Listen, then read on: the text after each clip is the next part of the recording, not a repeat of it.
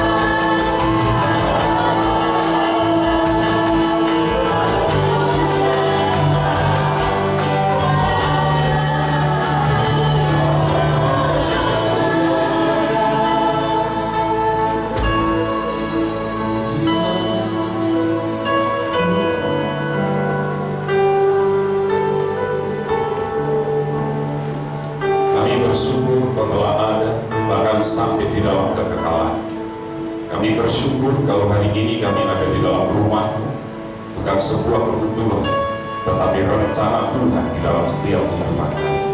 Berbicaralah kepada kami, sehingga kami mengerti apa yang menjadi rencana-Mu dan rancangan.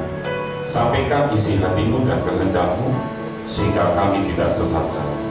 Terima kasih Tuhan, kami percaya hari ini kami akan mengalami pembaharuan di hari-hari terakhir, sehingga nama-Mu saja yang ditinggikan dan dimuliakan. Dalam nama Tuhan Yesus kami berdoa. Haleluya. Amin. Shalom Bapak Ibu, salam sejahtera di dalam nama Tuhan kita Yesus Kristus.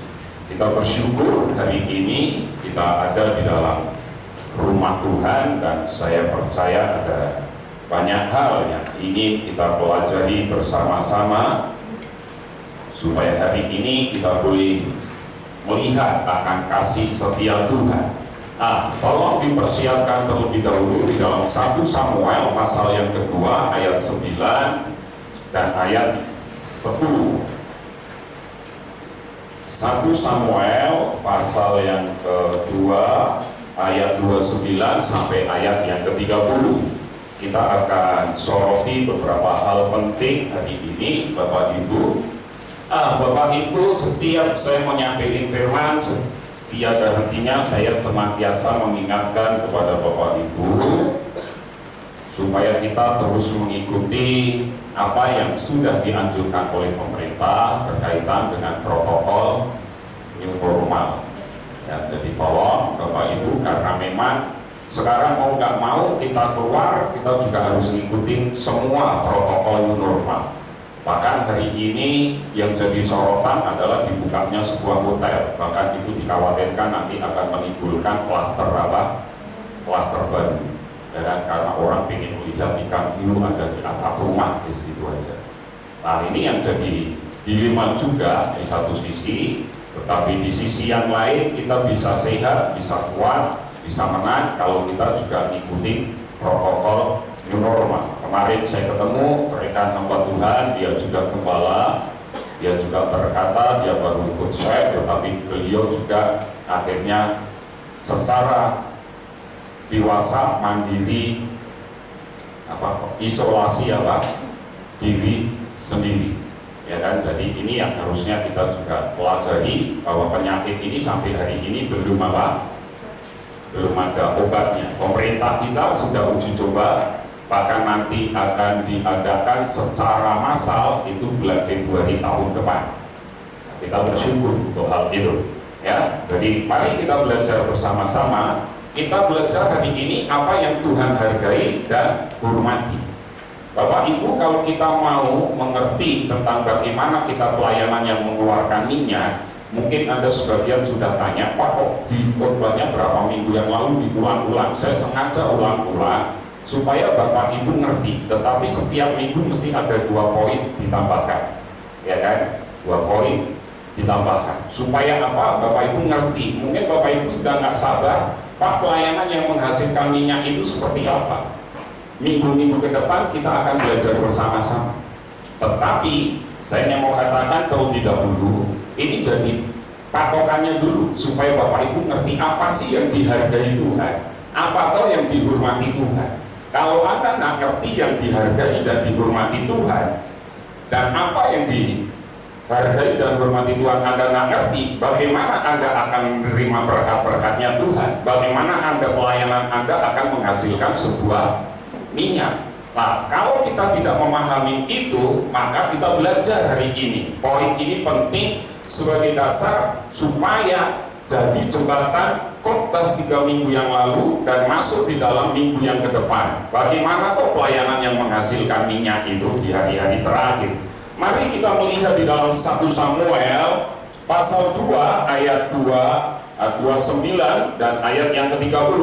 2-3. Mengapa engkau memandang dengan loba kepada korban sembelihanku dan korban sajianku yang telah kuperintahkan, dan mengapa engkau menghormati anak-anakmu lebih daripadaku, sambil kamu menggemukkan dirimu dengan bagian yang terbaik dari setiap korban sajian umatku Israel. Sebab itu demikianlah firman Tuhan Allah Israel, Sesungguhnya aku telah berjanji keluargamu dan kaummu akan hidup di hadapanku selamanya. Tetapi sekarang demikianlah firman Tuhan, jauhlah hal itu daripadaku, sebab siapa yang menghormati aku akan kuhormati, tetapi siapa yang menghina aku akan dipandang rendah. Kalau kita melihat ini, nats kita ada di ayat 30 bagian B yang berkata, sebab siapa yang menghormati aku akan apa? Kuhormati. Ayat ini sebetulnya coba Anda lihat di perikop itu judulnya apa? Ini jelas sekali. Nubuat tentang dan kaum keluarganya. Eli adalah imam. Dia harusnya ngerti hukum-hukumnya Tuhan. Mazmur 35 berkata Tuhan itu menghargai dan mencintai hukum. Dan Eli tentu ngerti hukum-hukumnya Tuhan. Dia sebagai seorang imam. Tetapi kita tahu Eli menggemukkan dirinya sendiri dengan apa? Dengan apa yang diberikan umat Tuhan untuk Tuhan, tetapi tidak diberikan kepada Tuhan, tetapi diambil oleh Eli sendiri.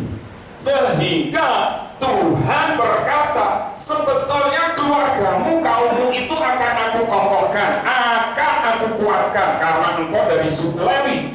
Tetapi karena engkau tidak menghormati aku, maka kita melihat akibatnya. Eli beserta dengan keluarganya tidak dihormati dan tidak dipandang oleh Tuhan. Mungkin Anda dan saya berkata seperti ini, loh, Pak Eli itu kan imam, saya nggak imam. Ingat, kamulah bangsa yang terimamat. Berarti Anda dan saya imam nggak? Imam. Anda dan saya adalah seorang imam. Imamat yang rajani. Anda dipanggil oleh Tuhan jadi imam. Kalau Anda dan saya dipanggil Tuhan jadi imam, maka poin terpenting hari ini Anda harus ngerti apa sih yang dihormati Tuhan, apa yang dihargai Tuhan, sehingga hidup Anda dan saya tidak dipandang hina oleh Tuhan, tetapi hidup Anda dan saya justru dibawa Tuhan dari satu kemuliaan kepada kemuliaan. Bapak Ibu, mungkin kita bertanya, apa toh yang Tuhan hormati? Apa yang Tuhan hormati? Apa yang Tuhan hargai? Mari kita loncat di dalam Maleakhi, Bapak Ibu. Maleakhi pasal yang pertama. Kita melihat Maleakhi pasal yang pertama, Bapak Ibu. Kita ketemu ayat 6 sampai ayat yang ke-8. Anda bacanya tadi malam pasti Maleakhi 2. Oh, nanti ada juga. Maleakhi 6. Nah, Maleakhi 1 ayat 6 sampai ayat yang ke-8. Anda buka Matius, itu depannya sudah Maleakhi. Gampang kan? Kita ketemu Matius.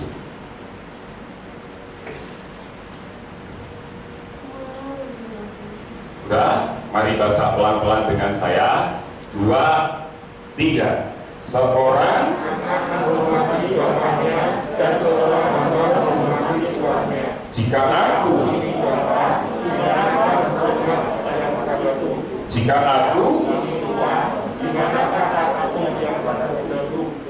firman Tuhan semesta alam kepada kamu, hai tetapi kamu berkata, kamu membawa roti cemar ke atas misbahku, tetapi berkata, dengan cara bagaimanakah kami mencemarkannya? Dengan cara menyangka meja Tuhan boleh dihinakan. Apabila kamu membawa seekor binatang buta untuk dipersembahkan, tidakkah itu jahat? Apabila kamu membawa binatang yang timpang dan sakit, tidakkah itu jahat? Cobalah menyampaikannya kepada bupatimu. Apakah ia berkenan kepadamu? Apalagi menyambut engkau baik, firman Tuhan semesta alam. Yang pertama, apa yang dihormati Tuhan itu adalah misbah. Katakan dengan saya misbah. Misbah itu adalah misbah, bahasa aslinya. Mesbah itu adalah tempat perjumpaan umat Tuhan dengan Allah. Di mana mesbah itu ada, di situ ada Tuhan. Di mana ada mesbah itu berbicara tentang korban. Berbicara tentang korban, tentu korban itu harus menyenangkan Tuhan. Di Maleakhi tadi Tuhan bilang ini, kalau aku sebagai seorang bapak, di mana rasa hormatmu? Kalau aku sebagai Tuhan dan kamu sebagai hamba, di mana rasa hormatmu? Tuhan tanya, lalu umat bertanya, bagaimana kami mengerti? Bagaimana kami menghinakan engkau? Tuhan menjawab, dengan apa? Coba Anda perhatikan di ayat 7. Kamu membawa roti cemar ke atas mesbah. Kapan mereka mencemarkan mesbah Tuhan? Kita tahu sesuatu yang diberikannya Tuhan pasti yang terbaik. Katakan dengan saya, yang terbaik. Itu yang harus dikorbankan. Tidak boleh ada kambing yang cacat, tidak boleh ada domba yang cacat, kaki timpang nggak boleh, matanya nggak ada satu nggak boleh. Tetapi ini mereka tetap paksakan, dibawa ke mesbah, dibawa untuk dikorbankan, sehingga akhirnya Tuhan bilang kamu menghinakan mesbah Tuhan. Bapak Ibu yang dikasihi Tuhan, bagaimana di dalam hidup Anda dan saya? Mungkin Anda bertanya, Pak, apa toh mesbah itu? Tadi saya bilang mesbah itu tempat perjumpaan manusia dengan Tuhan. Di mana tempat perjumpaan Tuhan dengan manusia? Bapak Ibu, kalau berkaitan dengan korban, coba Anda lihat, dikasih penyekat Maleakhi. Anda lihat di dalam Roma 12 ayat 1. Anda akan jelas, nanti Anda akan ngerti. Kenapa kita hari-hari ini diminta Tuhan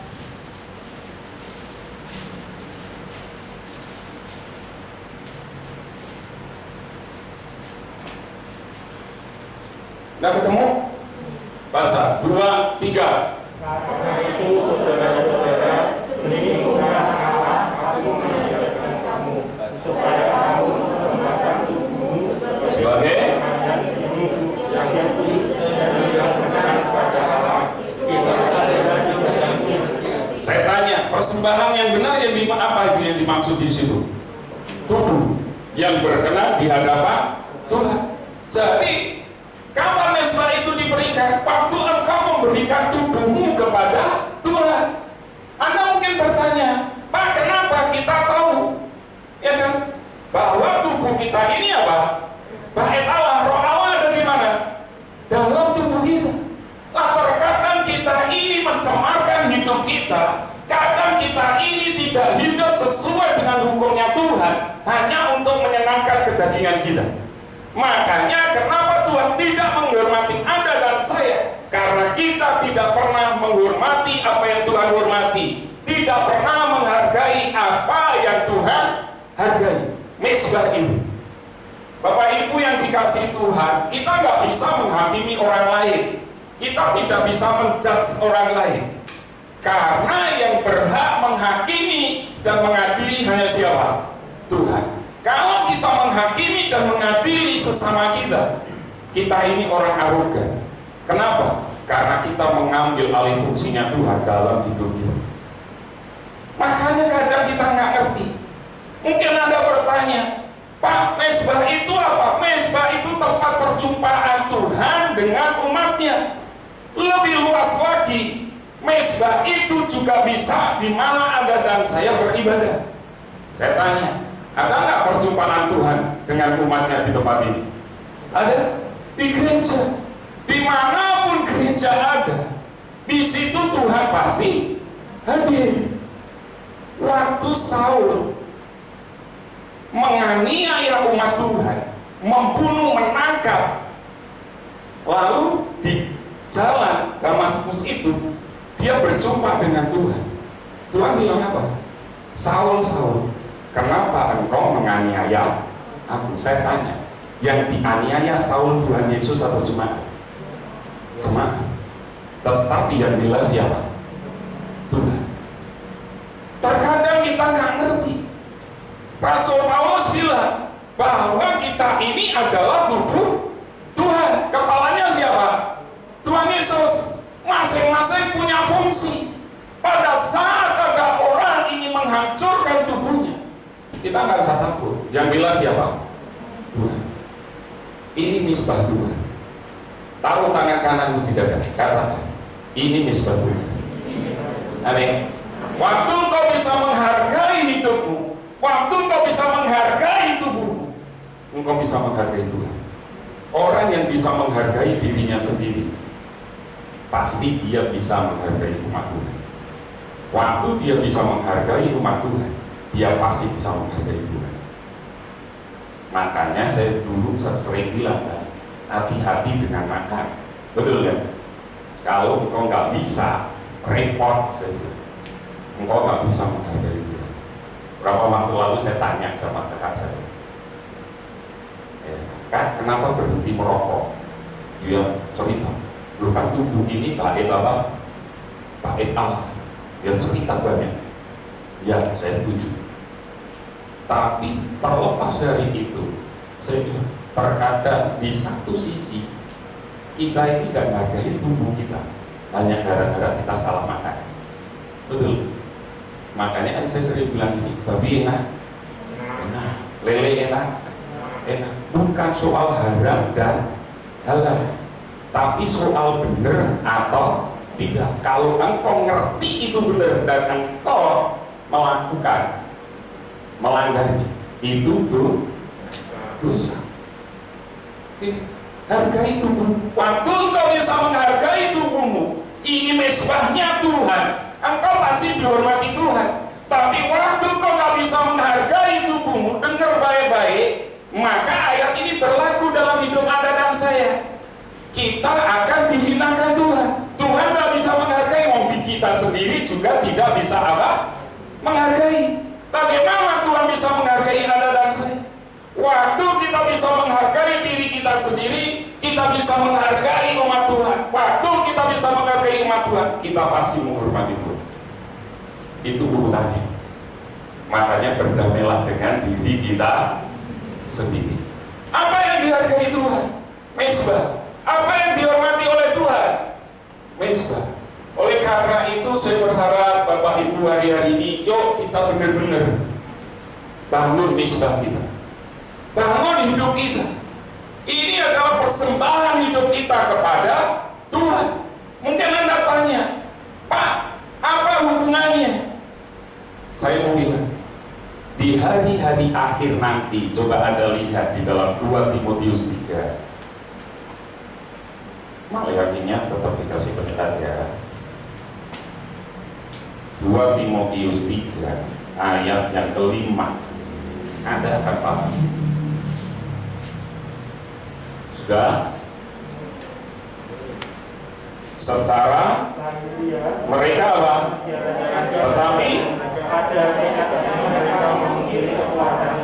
jauhilah. Jadi secara fisik engkau bisa ada di tempat ini. Setuju? Betul kan? Tapi apakah engkau mempersembahkan? Belum tentu. Pak, ini hari Minggu. Kalau saya orang Kristen, Minggu harus kemana? Ke gereja. Fisik kita bisa. Fisik itu berbicara tentang tubuh. Makanya di Roma bilang, persembahkan itu.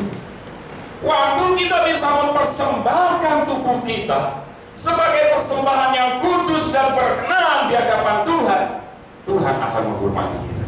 Tuhan akan menghargai kita. Oleh karena itu, betapa pentingnya hari-hari ini kita juga melatih tubuh kita, fisik kita untuk tunduk dan taat kepada perintah-perintahnya Tuhan. Roh itu pengurus yang kuat daging. Nah, kalau kita menyadari ini, Bapak Ibu Saudara yang dikasih Tuhan, yuk kita sadar apa sih yang dihormati Tuhan. Yang pertama apa? Mesbah. Ini tempat perjumpaan Anda dengan Tuhan. Waktu kita bisa menghargai tubuh kita, menghargai tubuh kita, Tuhan juga akan menghargai. Tetapi kalau tidak, bahaya.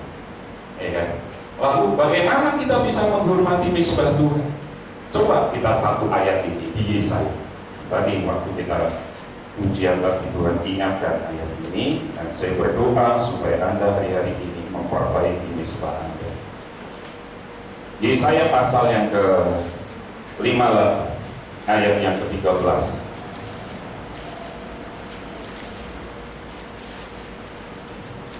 Di dalam ibadah pasti ada misbah. Ketemu?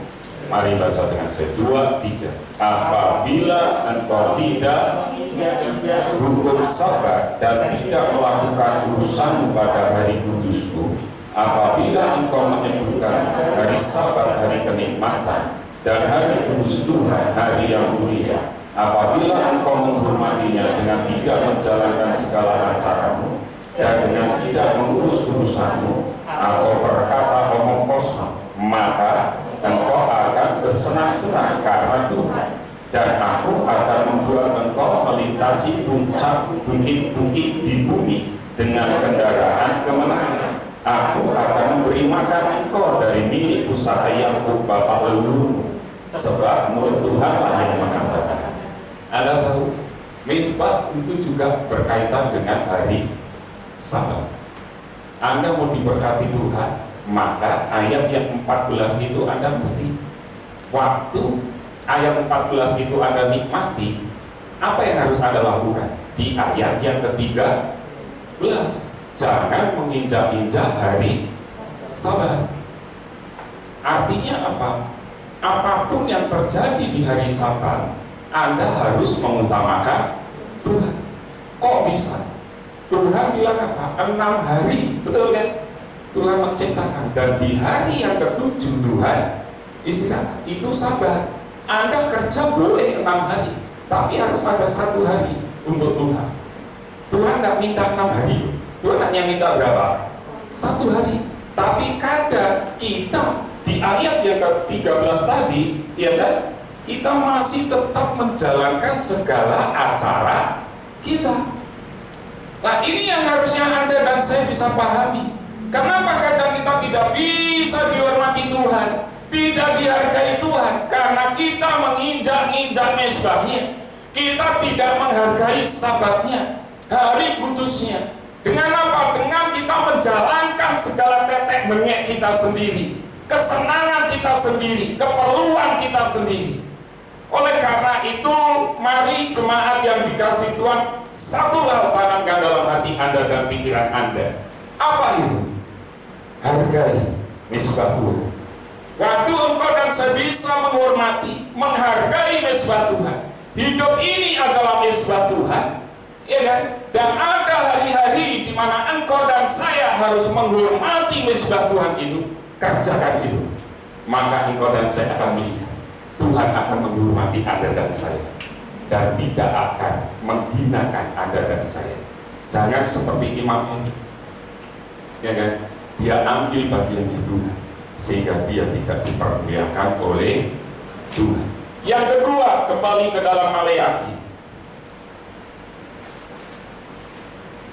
Maleakhi 2 sekarang. Perhatikan Bapak Ibu.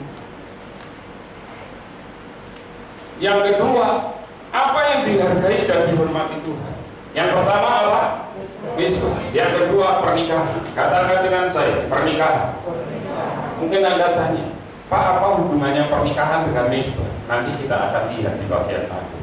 Apakah ada kaitannya antara pernikahan dengan apa? Misbah. Ingat, Tuhan cipta hukum. Hukum-hukumnya Tuhan kita harus mengerti.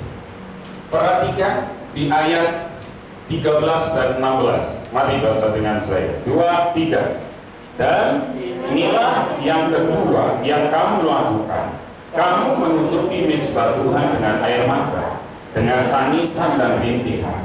Oleh karena ia tidak lagi berpaling kepada persembahan dan tidak berkenan menerimanya dari tanganmu. Dan kamu bertanya, oleh karena apa?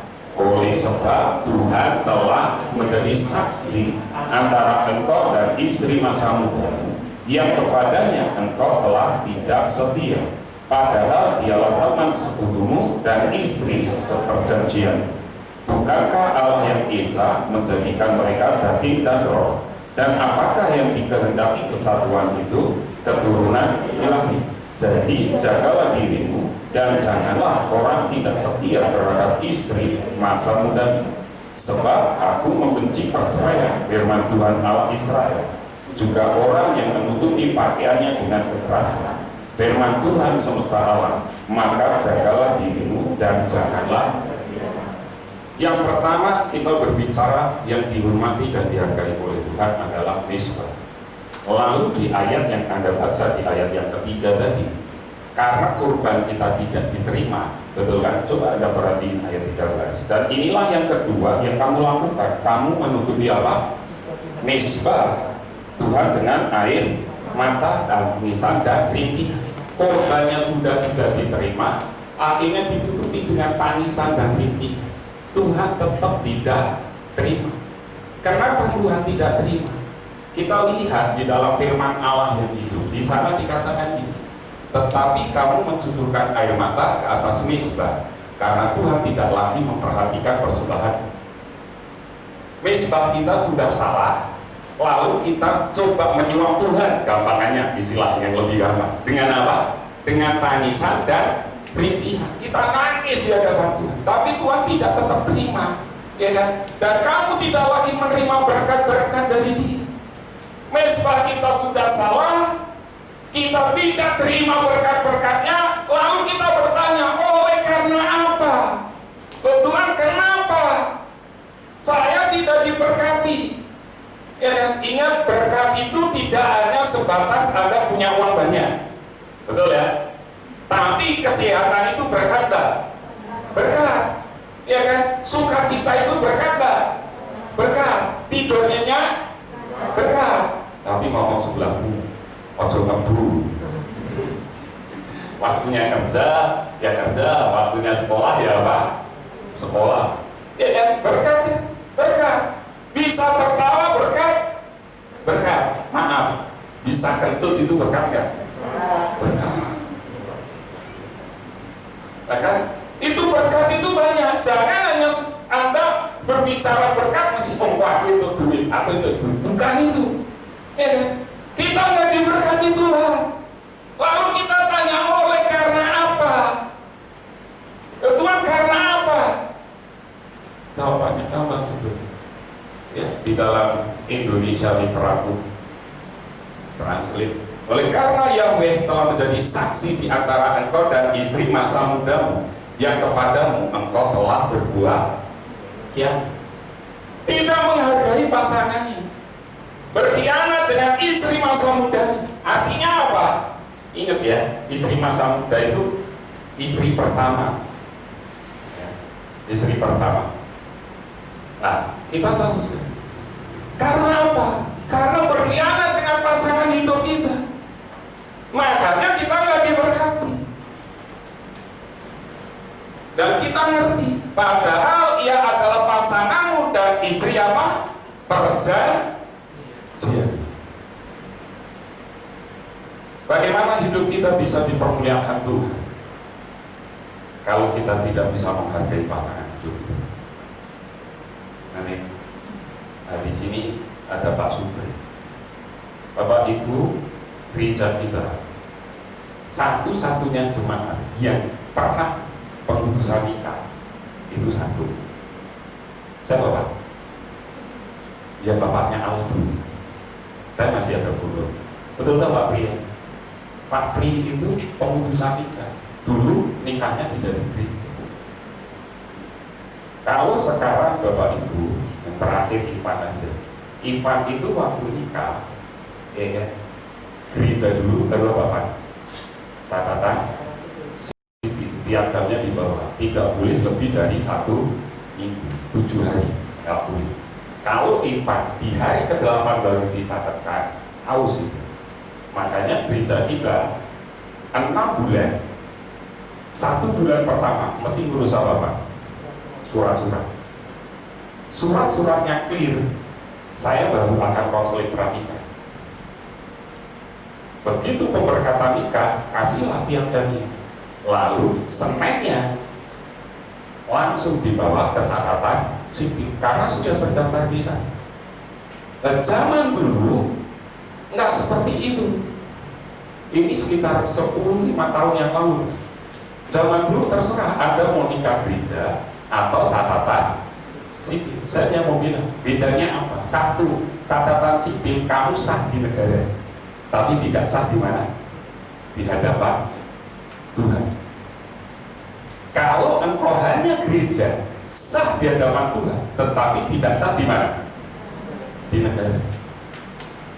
Itu uniknya kita. Kenapa? Anda baca Roma 13, hormati dan hargai pemerintah. Produk-produk hukum pemerintah itu harus tetap dihargai. Makanya gereja usul kepada Menteri Agama. Kenapa? Ya supaya dua-duanya sah. Makanya gereja dulu, zaman ini sudah gereja dulu ya. Gereja dulu baru kecatatan sih. Dan itu pun harus 7 hari kerja setelah piagam gereja dikeluarkan.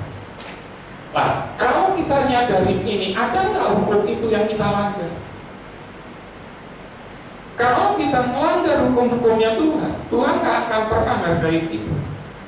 Lah kalau kita ngerti ini, ya, kita berkhianat dengan pasangan hidup kita.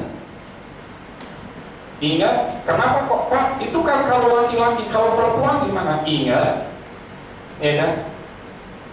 Otoritas, prioritas bangsa Israel itu perempuan atau laki-laki? Laki-laki. Makanya biasanya yang diambil contoh siapa? Laki-laki. Anaknya Israel itu ada 12 atau 13? 13. Yang ke-13 siapa? Dina. Diakui enggak? Dapat tanah warisan enggak? Enggak. Padahal anak dari Manasye itu ada perempuan, cucunya Yusuf kan? Anaknya Yusuf itu, Manasye cucunya Yusuf itu ada perempuan, itu tetap dapat hak waris tanah perjanjian. Nanti baca kitab Yosua. Dari sini kita bisa melihat, waktu istri mengkhianati suami, waktu suami mengkhianati istrinya, kita melanggar perjanjiannya Tuhan. Kita nggak menghargai Tuhan. Ingat, satu-satunya institusi yang dibangun oleh Tuhan bukan gereja, bukan pemerintah. Apa itu? Keluarga. Satu-satunya yang dibangun oleh Tuhan itu keluarga. Kalau kita nggak menghargai pasangan hidup kita nggak akan pernah menghormati Tuhan. Apapun yang terjadi, sejelek-jeleknya istrimu, sejelek-jeleknya suamimu, itu pemberian Tuhan. Makanya ini yang di sini yang belum nikah, stop ya. Di sini ya, sana. Jangan salah pilih. Salah pilih, separuh hidupmu seperti di neraka. Makanya jangan salah pilih. Buka mata lebar-lebar, ya kan? Kalau perempuan, cari pria yang sebanyak-banyaknya sebagai teman dan sahabat, baru dibawa Tuhan. Jangan pokoknya ganteng liane lewat. Padahal Tuhan yang biarkan yang ganteng itu ada. Bisa nggak? Bisa. Karena apa? Inginnya kita aja. Ya kan? Terus pokoknya iki mau pilih kayak Korea-Koreaan. Padahal Tuhan mau kasih orang Jawa. Hidup susah. Saya bersyukur ya, anak-anak muda saya itu semua sudah operasi plastik. Nggak percaya? Nanti lihatin ya, foto profilnya kan semua model Korea semua.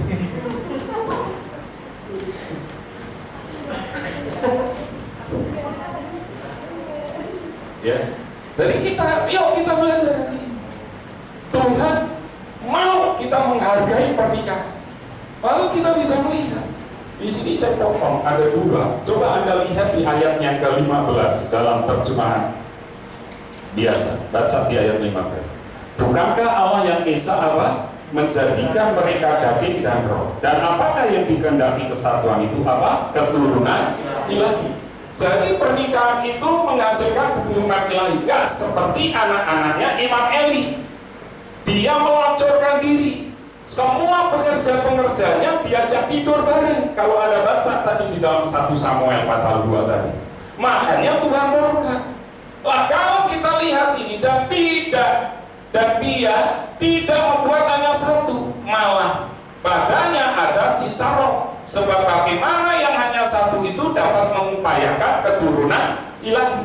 Jadi satu, baru ada roh yang lain, keturunan apa?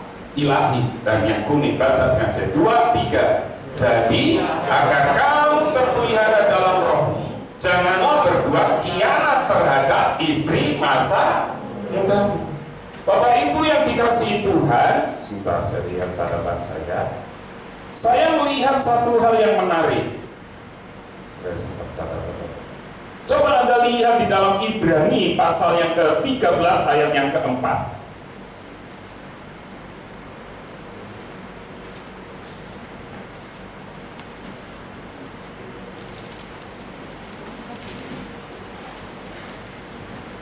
Ketemu? Ibrani 13 ayat yang ke-4.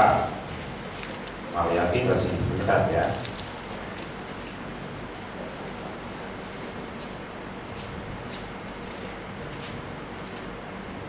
2, 3. Hendaklah Kamu semua keturunan terhadap perkawinan, dan jangan kamu mencemarkan tempat tidur, sebab orang-orang singgah dan berzina akan dihadirkan.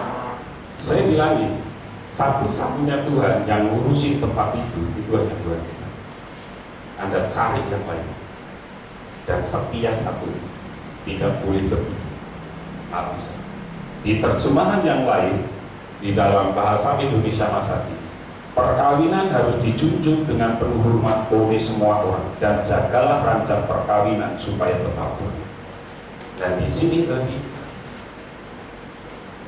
kita melihat istri masa, janganlah berbuat khianat terhadap istri masa muda.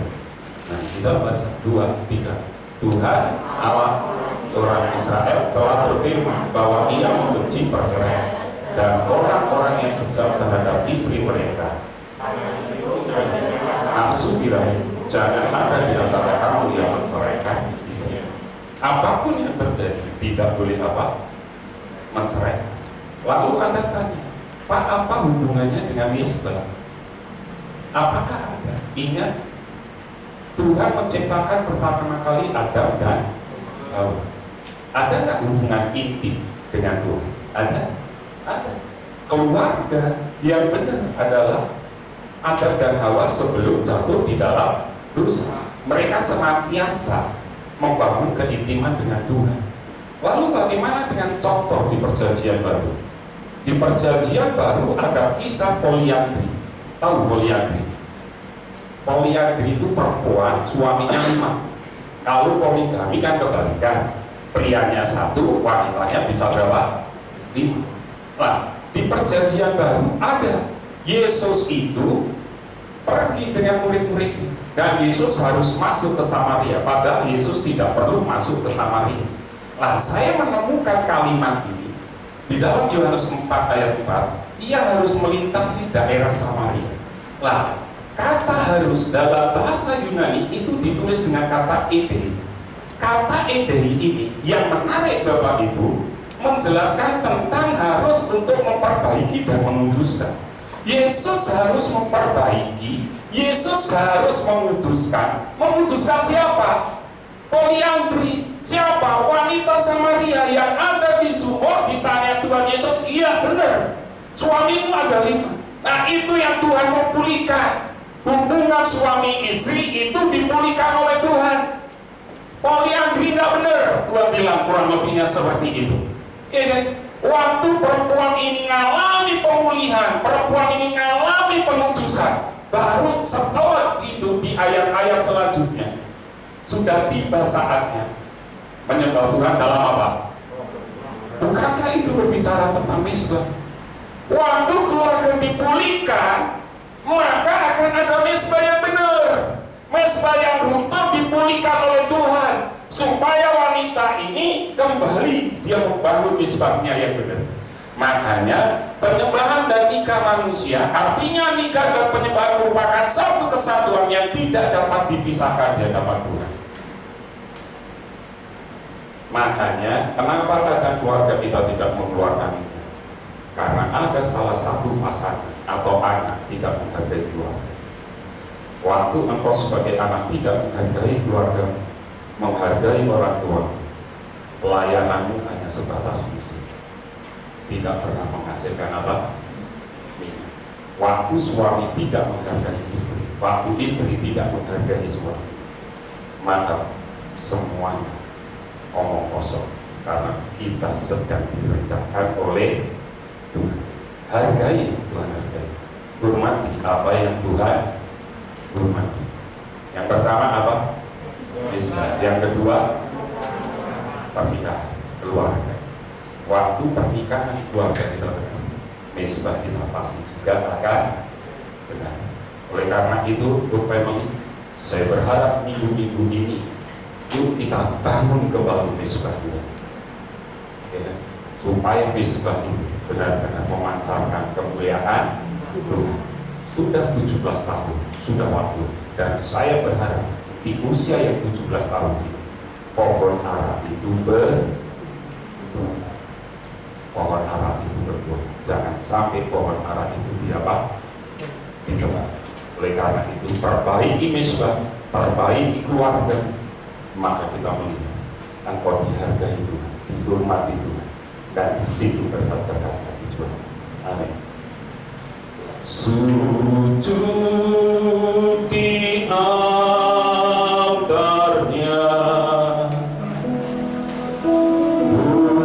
bawa hidupku, terima anugerahnya yang murniku dan bebas.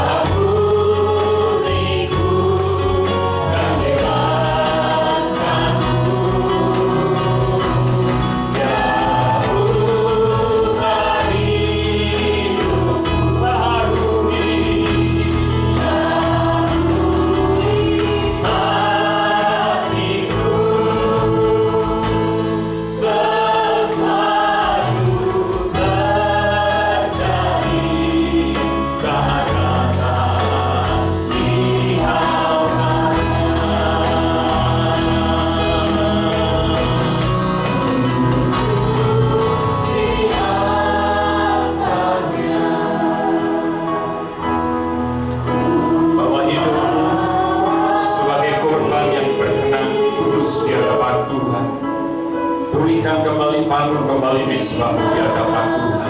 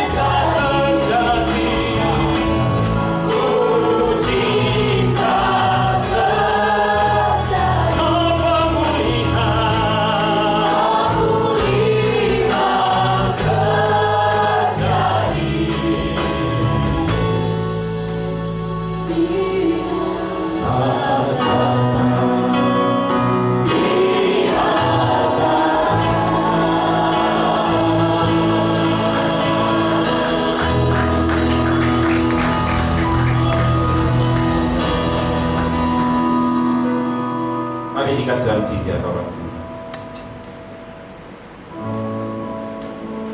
tubuhmu adalah paling persembahan yang kudus dan yang berkenan di hadapan. Bukan berbicara tentang kesenanganmu sendiri, tetapi berbicara bagaimana dengan tubuh kau mempermuliakan Tuhan.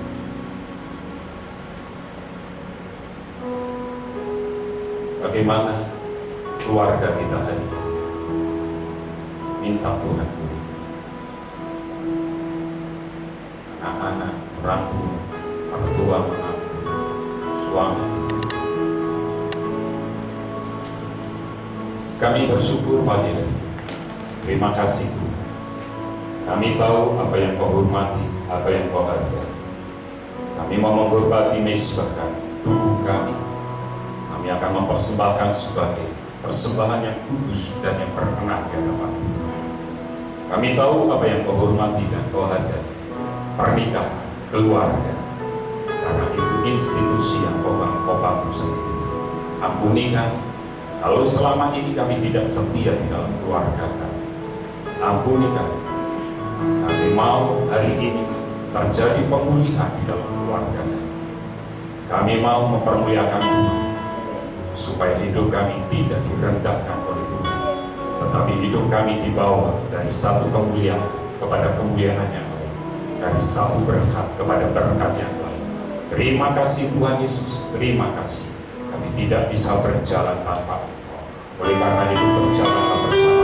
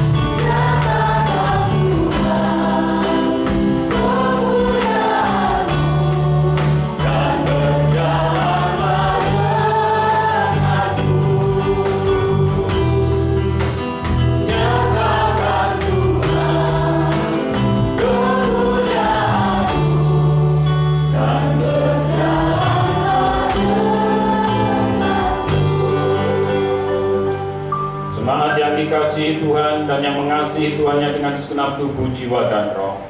Setelah engkau berbuat bakti, sekarang pulanglah engkau ke ladang usaha, ke dalam pekerjaan, ke dalam pendidikan, ke dalam keluarga dan rumah tangga. Angkat hatimu, pandanglah Tuhan, dan nikmatilah berkat-berkat-Nya.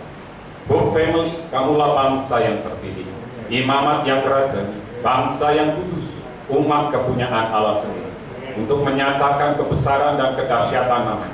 Engkau telah ditetapkan menjadi kepala, bukan jadi ekor. Dibawa oleh Tuhan semakin naik, tidak semakin turun.